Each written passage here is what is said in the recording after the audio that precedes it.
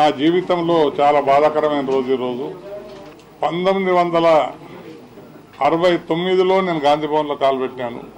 ఆనాటి నుండి ఈనాటి వరకు కూడా కాంగ్రెస్ పార్టీలోనే ఉంటూ శ్రీమతి ఇందిరాగాంధీ గారి కాలం నుండి రాజీవ్ గాంధీ గారు కానీ గత 15-16 సంవత్సరాలుగా సోనియా గాంధీ గారితో ఒక అనుబంధం, ఒక అభిమానం, వారి ఆధ్వర్యాన వారి నాయకత్వాన పనిచేస్తూ రావడం.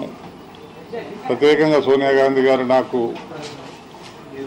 నా పట్ల చూపించిన అభిమానాన్ని, విశ్వాసాన్ని, నాకు వారు ఇచ్చిన ఎంకరేజ్మెంట్ని నేను ఎన్నడూ కూడా మరవలేను. నేను నా జీవితాంతము ఆమెకు రుణపడి ఉంటాను. ఆమె పట్ల నా గౌరవం అనేది ఏ కారణం వల్ల కూడా తగ్గడానికి వీల్లేదు. ప్రజలందరూ అన్ని వర్గాల వారికి, అన్ని రాజకీయ పార్టీల యొక్క ప్రయత్నాల వలన తెలంగాణ రాష్ట్రం సాధించుకున్నాం.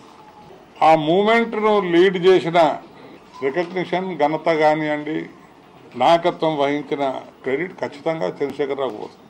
నా అంతరాత్మ చెప్పింది, ఈ వయసు, ఈ తరుణము తెలంగాణ రాష్ట్రంలో ఉన్న బలహీన వర్గాల యొక్క వారికి అన్ని రకాల వెల్ఫేర్ చక్కగా అందే రకంగా వారికి ఏమైనా సేవ చేయగలిగి ప్రభుత్వానికి తోడ్పడి ముఖ్యమంత్రి సహకరించి ఏ బంగారు తెలంగాణనైతే ఏర్పరచుకోవాలన్న భావనతో ఈ ప్రభుత్వం ఉందో, కమిట్మెంట్ ఇచ్చారో, దాంట్లో నా వంతు సహకారాన్ని అందజేయాలన్న ఉద్దేశంతోనే టీఆర్ఎస్లో చేరాలనే నిర్ణయాన్ని నేను చేసుకున్నాను.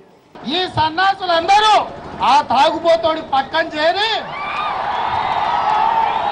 ఆ తాగుబోతో చెప్పిన దానికి సై అని తందాన కొడుతురు. దీంట్లో ఒక్కడన్నా పాత చెప్పుతో సమానం ఉన్నాడా?